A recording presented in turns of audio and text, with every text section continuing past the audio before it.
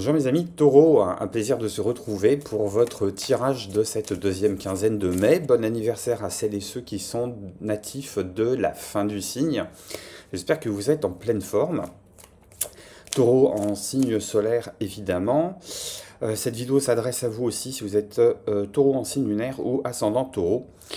Je rappelle quand même que c'est une guidance générale, tout n'est pas nécessairement à 100% collé à votre situation. Vous prenez ce qui fait écho, le reste vous laissez de côté, vous complétez avec votre signe lunaire, votre ascendant. Pour parfaire tout ça, et si vous avez besoin de compléments, mon mail est dans le descriptif de cette vidéo. Un premier tirage avec l'oracle G qui va nous donner la couleur, le fond du décor. Pour cette deuxième quinzaine de mai, pour vous mes taureaux, on complétera ça avec un tirage du tarot et puis un oracle conseil pour tirer le meilleur parti des énergies de cette quinzaine. Un taureau, qu'est-ce que j'ai avec l'oracle G? J'ai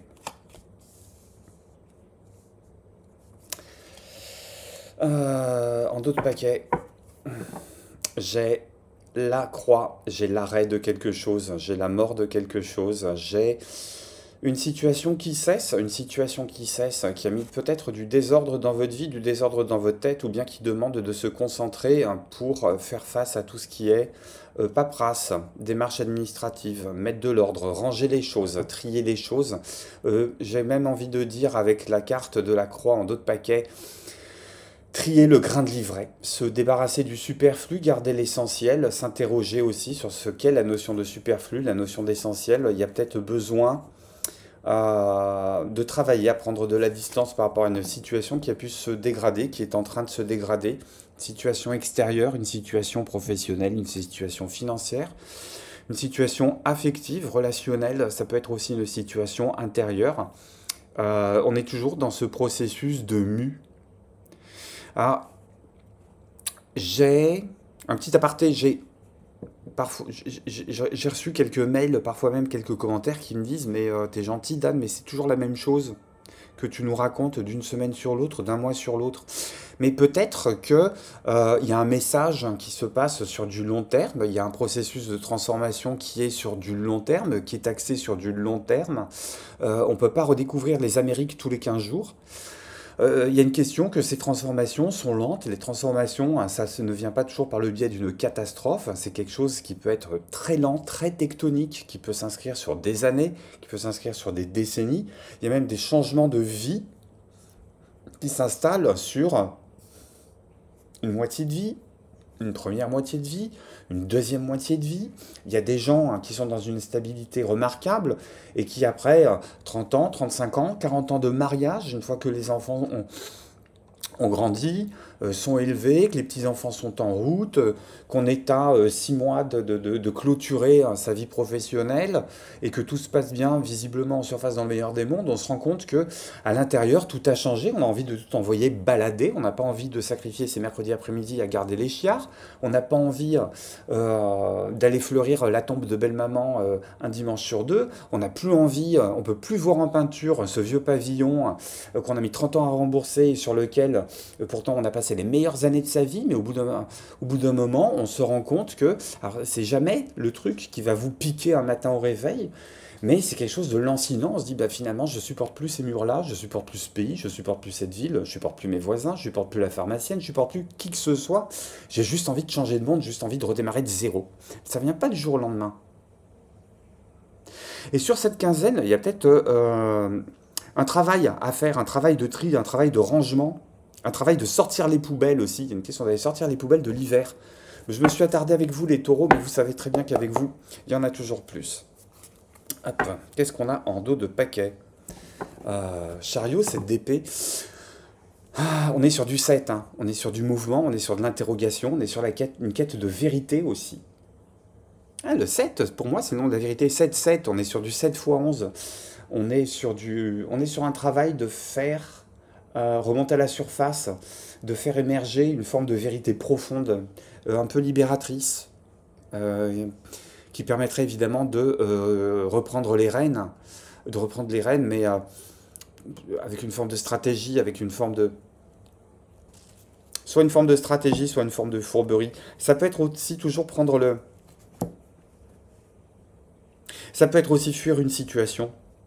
Ça peut être fuir une situation, se mettre à distance géographique, physique, émotionnelle par rapport à quelqu'un qui a pu se jouer de vous, ou par rapport même à vous qui avez pu tirer des ficelles. Peut-être un moyen de réaliser que oui, par rapport à la visée ou la réalisation de certains objectifs, on a fonctionné comme ça, et qu'il y a peut-être un travail de recentrage ici qui est à faire. On va regarder ça. Non mais attendez. Euh, on retrouve hein, la carte qu'on avait tout à l'heure ici en dos de paquet. Je l'ai aussi en dos de paquet sur le tarot. Il y a une question de... c'est plus comme avant. Mais c'est libérateur. Hein. J'ai le 10 d'épée derrière. 10 d'épée, 6 de coupe. C'est libérateur. Je pense qu'on coupe avec une forme de toxicité, qu'elle soit extérieure, qu'elle soit intériorisée, qu'elle fasse partie du revers de la médaille, de votre moi, de votre personnalité. On coupe avec quelque chose. Ça fait du bien. C'est quoi qui est tombé? Bah ouais, tu penses. Oui, on change de cycle. On s'apprête à changer de cycle. Pour celles et ceux dont c'est l'anniversaire, je pense que c'est le moment de formuler en souhait la volonté peut-être d'accélérer cette transformation. Hmm. Même si c'est pas votre anniversaire, vous pouvez le faire, mais j'entends que pour certaines et certains, la situation a beaucoup trop duré. On vous en demande beaucoup. On vous en demande beaucoup. J'ai l'impression qu'on met votre patience on met votre patience à l'épreuve.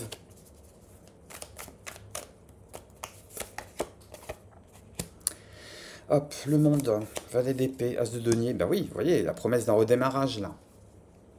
Promesse d'un redémarrage. Il y a une question d'être un petit peu à l'affût des informations qui peuvent venir, ou bien vous êtes en train d'observer une situation qui, à mon avis, vous semble prometteuse. Vous n'êtes peut-être pas le seul ou la seule à regarder cette situation qui vous semble prometteuse. Il y a peut-être quelqu'un derrière, il y a peut-être un partenariat. Après, il va falloir voir hein, si c'est... si c'est de l'amour sincère, si c'est du gaslighting. Il y a vraiment une question d'aller trier vos intentions, les intentions des autres, sans nécessairement faire de procès d'intention, pas aller trop vite à la conclusion, toujours viser à avancer sur un terrain qui est déminé. Et c'est... il y a aussi un travail d'effort à faire pour aller réouvrir son cœur. Et on vous demande d'aller sonder l'invisible.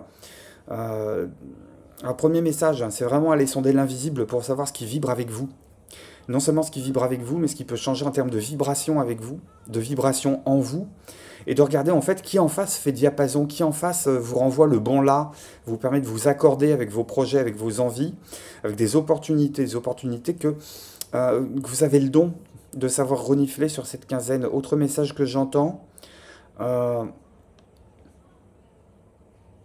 va peut-être faire remonter à la surface des secrets, des non-dits, des choses cachées, des voiles qu'on soulève. On va peut-être réussir à comprendre une certaine manière de fonctionner, une certaine position par rapport à une situation qui vous a occupé dans le passé, qui a pu être problématique, avec laquelle on a envie de clôturer quelque chose. Appuyez-vous sur votre intuition, mais ne faites pas nécessairement ce travail seul. Les gens bien intentionnés sont autour de vous. Il faut aller... Il y a une question de confiance renouvelée aussi. D'ouverture, faire davantage confiance aux autres et à soi-même. C'est pas ça que je voulais prendre, c'était un dernier oracle.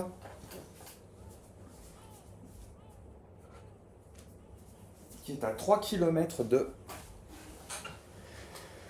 la vidéo, mais c'est pas grave. Alors, mes taureaux, qu'est-ce qu'on a comme conseil à vous donner pour cette quinzaine ?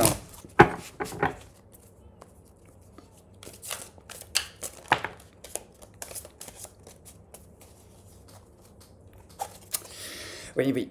Cactus à cornes, on reste dans cette histoire de fin de cycle, on reste dans cette histoire de transformation. Pour moi, 29, hein, c'est aussi le chiffre du cycle saturnien. Il y a peut-être...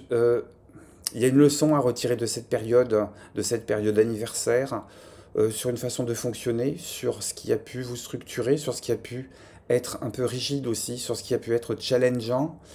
Euh, Toutes les situations où où vous aviez l'impression que l'univers se faisait l'avocat du diable et où vous aviez vraiment l'impression qu'on vous tapait dessus, limite au règlement de dette karmique. Il y a une question de retirer.